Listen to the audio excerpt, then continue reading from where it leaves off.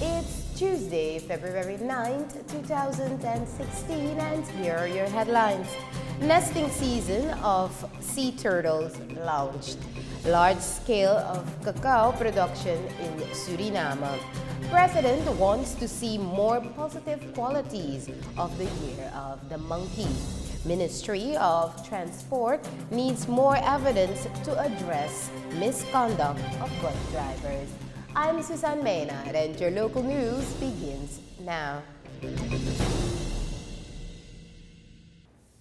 The leadership of the Ministry of Spatial Planning, Land and Forest Management, RGB, launched Friday, January 5th, the nesting season of sea turtles. It is prohibited throughout the year to collect the eggs. The nesting season of sea turtles lasts from February to August or September 2016. During this period, there will be tougher action against offenders of this prohibition. The Minister of RGB, Stephen Relyveld, indicated that tough measures against poachers of turtle eggs will be taken. He is supported by the Director of RGB, Leandra Vui. Every year, in places like Galibi and Matapika, activities are carried out by gamekeepers to protect sea turtles.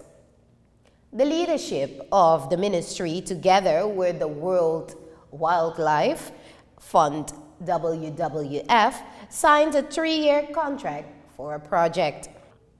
The project runs from 2016 until 2018, says WWF Director Lawrence Gomez. The first sea turtles have been spotted a while ago.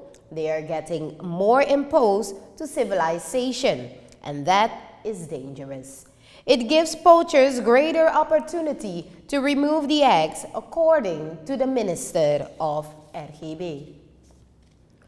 Suriname will soon begin large-scale production of cacao. The Ministry of Agriculture, Livestock and Fisheries and Suriname Development Cooperation NV signed an investment last week, a cooperation deal with Israel. Suriname will feature 40% of the shares and Israel 60%. Suriname has the capacity to harvest 3 tons of cacao beans per hectare per year because of the tropical climate, the available water resources, and appropriate soil. The world price of cacao is $3,100 per ton, with markets in India and China. Israel will come in with technology and expertise and will provide the necessary investments, which are estimated at $46 million. The Ministry of Spatial Planning, Land and Forest has made 2,000 hectares of land in Fedra and Victoria in the district of Brokopondo available. Furthermore, Israel has future plans with Suriname in the field of solar energy, education, and healthcare. President Desi Bouterse wants to see more of the qualities of the year of the monkey. The head of state focused on the collective effort. Bouterse has ushered in the Chinese New Year in the compound of the Chinese Association, Xiong Fa Fui Kong. The ushering in the Chinese New Year went calmly. In this context, the president invited the Chinese Association, Xiong Fa Fui Kong. The board of Xiong Fa Fui Kong announced a number of goals that it wants to pursue, including accelerating and facilitation of residence permit for Chinese in Suriname. President Bouterse does not deny the Chinese expertise is required in Suriname. He therefore, during the ushering in of the new year yesterday, called for bundling, especially against the economic challenges that is also felt in Suriname.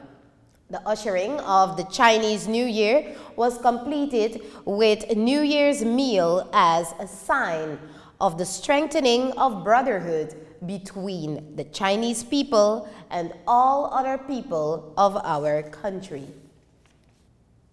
The Ministry of Transport, Communication and Tourism, TCT, does not have enough evidence yet to address the chaos in some bus routes.